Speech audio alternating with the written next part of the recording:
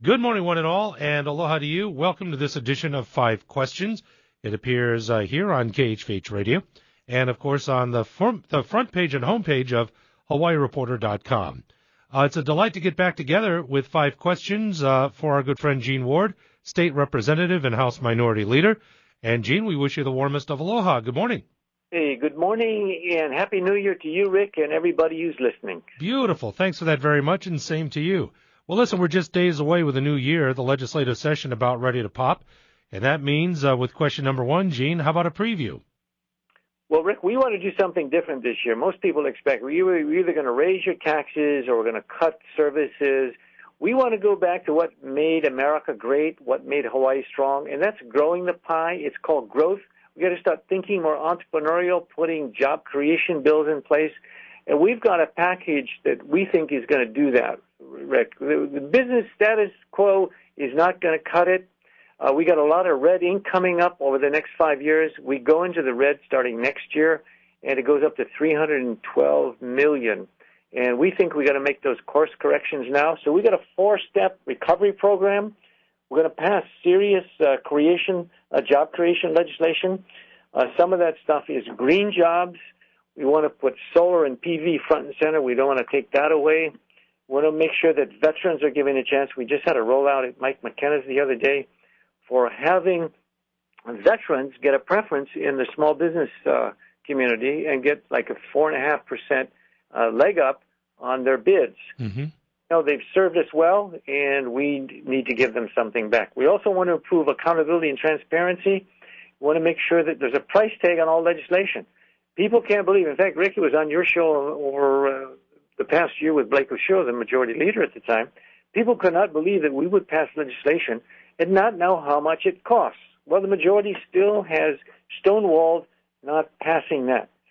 Another thing we want to do is look at lowering the cost of living by making sure that any tax increases have a 2/3 vote on any and all of those. And lastly, we want to protect our communities by making sure that computer fraud, identity theft, all the cyber crime, the really serious organized crime, which people don't see but they hear about it individually, Rick, it's rampant in this community. It's literally rampant. We want to put some stuff on the books so these guys can't get away with what they're doing and have gotten away with it for years. You mentioned in your opener about red ink, Gene, and I guess an appropriate question for number two is, with this Council on Revenues adjusting their outlook, we find ourselves kind of chasing a balanced budget again to the tune of over $160 million for this year. I think you mentioned over $300 million in the following years. My goodness, I mean, have we not, according to some, have made some systemic changes to literally try and find as much money as humanly possible, even raiding special funds? I mean, how in the world are we going to overcome this if there's no tax increase?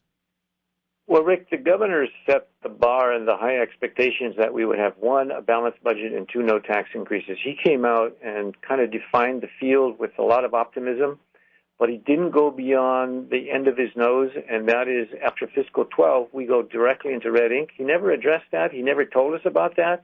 And now the realities are either we're going to have to cut spending and borrowing and increase some fees or some taxes. But I think when the Lingle administration was in, she went almost to $3 billion without having to raise taxes. And I think the way that Calbert Young, the budget and finance guy, has said, well, we're not going to say we're going to raise taxes. We're not going to say we're not going to raise taxes. So I suspect it's going to be the usual suspects. The GT tax will come and go. We'll have probably alcohol back on the table, soda taxes, and a number of those things where the exemptions that Speaker Say had put on the table, they'll probably come back. Those who escaped having the GT tax exemption, they'll probably also go under the microscope. Talking with Gene Ward, he is your House Minority Leader in the state legislature and state representative, of course, with this edition of Five Questions. If you don't mind, I'd just like to get your take, Gene, as you watched the whole race to the top application process come about, and then the award, and then now being chastised by the feds to say that we're in danger of losing those monies. Yes, there is a deal on the table as of this broadcast not signed. What do you make of the whole race to the top process and how did we get in a position to where we're possibly still on the brink of losing this federal funding? Well, Rick, I just heard a recent interview with you and Lieutenant Governor Brian Schatz, who almost quoted his brother, who was his twin brother, who's saying, it's not how you start, it's how you finish. Well, we started out really poor, really slow, almost embarrassingly when they said it was really a substandard application, to where now we've got it where we've patched a few things up. The labor agreements are obviously going to be the continuing thorn in the side of improvement in this, because it's going to be where they have to approve these things, of which then the feds will approve. And my sense is it's a good directional take for education. We can always do better, and it's good that the feds are pushing us. They're giving us a big carrot of $75 million. But as the Lieutenant Governor says, we always get federal scholarships, grants, etc. But this one, I think, for the incentive pay for getting a good job is a standard, I think, the Department of Education at the national level is trying to instill and inject in all the states. And Hawaii's probably got thicker skin, and the needle's not going in so easily. So I think it's good. It's still in jeopardy, whether it happens sooner or later. I think it's going to be something that HSTA will pay strict attention to and probably do their best, given where their penchant for making sure that everything that happens in the system goes to them and is filtered and is feather-edged before it actually gets implemented. So it could be long and slow, but if they can find that place to get the needle in, I think it'll work. There was, in that very same conversation you alluded to, that the monies obtained from here, $75 million, that this would be an impetus to change the future of education in our community. We've kind of heard language like that before, Gene. Could you expand on what really is the key to fundamentally changing our public education system? Wow, that you want 5 questions? Give me 5 hours to answer that. Just one of those 5, Rick. That is a huge one, and a lot of it is structural. A lot of it is sometimes in the parental arena. Some of it's in the legislative arena. But, I'm generally known as a fiscal conservative, but I think if we were at the top of the pack rather than 43 in this nation, we would be willing to give HSTA, to give DOE, to give all the teachers a raise and even do more and better things if we were getting the results. Hawaii has lived off of its good looks, Rick, and now in order to make it into a global economy, we got to start using our brains. And to use our brains, we got to equip our people as best as possible. We've got to get it to where the public schools can be run like private schools. We've got to decentralize the authority, get the money down into the classroom, get the teachers and the principals franchised with power and authority, because they know better than anybody what needs to be done to get our kids up to speed. Yeah. So how that's going to be done, we've never had the political will to do it. I'm hopeful that the appointed Board of Education, which will be accountable through the governor's office, and I know that the chair of the board used to be chair of the biggest or the second biggest bank here, who's probably going to give a lot more time to that effort. And I wish Mr. Horner well in doing these reforms. We're dialed in together with Gene Ward. He, of course, is the House Minority Leader, this edition of 5 Questions. We move ahead, Gene, if you don't mind. Question number 4. It's something else that I've talked about, not only with other political figures, but I'd love to get your take. This unfunded mandate of our employee retirement system, also with health care provision, is just a monstrous amount of cash. Again, not all due today, but it will be someday. How do we prepare ourselves for this big bill that's lurking on the heads of every taxpayer?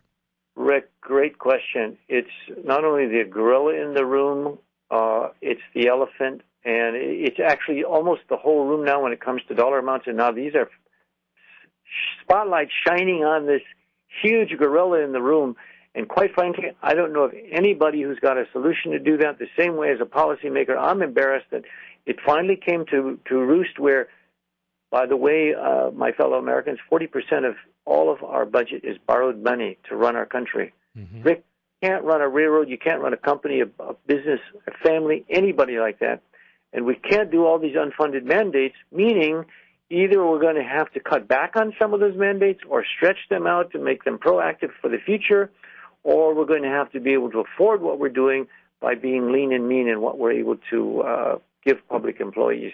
It's going to be a long, drawn-out thing, but right now the unfunded mandates are near We're not going to become like Greece, but it's pushing us to the point where we can't afford these things.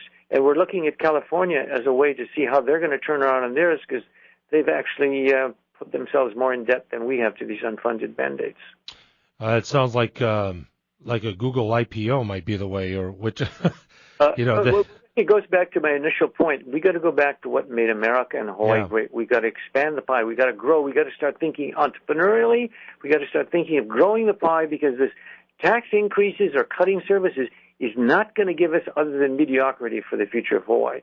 That's why we got to have a recovery plan. That's why Hawaii, if we want to get out of these doldrums, and not yesterday, John Fund of the Wall Street Journal said that we're basically like France now in terms of our economy. They have not created a single job over the last 20 years. I find that hard to believe, but if you're just bouncing along on the bottom, like Japan has been going, other than government jobs, there's been no movement in the private sector. And we've got to revitalize that private sector. Otherwise, we're just going to be a backwater, mediocre place. We're talking with Gene Ward as we forge ahead on this edition of 5 Questions. Before we head to the 5th question, Gene, how can folks get a hold of you? You can call me on my cell phone, 781-9931. And that's, as long as I'm awake, it's on. It's a direct contact, or through my office, where I have a lot of smart young people working to get the state of Hawaii turned around. That is 586-6420. And there you go. All right, final question. I guess this is more of the, as an overview. As of right now, with the number of Republicans in the House of Representatives, obviously in order to advance a different policy, need to have more numbers. Coming up to the 2012 election, Gene, what is your advice for the Republican Party at large, for candidates, and maybe you could put out a recruiting message to encourage others to join the battle? Good question, Rick, because I think Hawaii is slowly coming of age. Its identity crisis politically is not over yet. It's still in the process where people will dare to vote for the person rather than the party first. I think we're coming to the point where it's the person that really makes the difference, and the party is a secondary. Whereas traditionally everybody was party-oriented, now they can see individuals' background, character, experience really is what makes a difference in the legislature. And quite frankly, in the hearts and minds of all of the people out there, I think they want a balanced political system. They want a balanced legislature. They don't want it all one-sided. And if you look at the 65-70% of Hawaii, which is basically Asian Polynesian, they're very conservative. Our values in the Republican Party and their values as the people of Hawaii are really spot on. The only thing is the history and the political culture.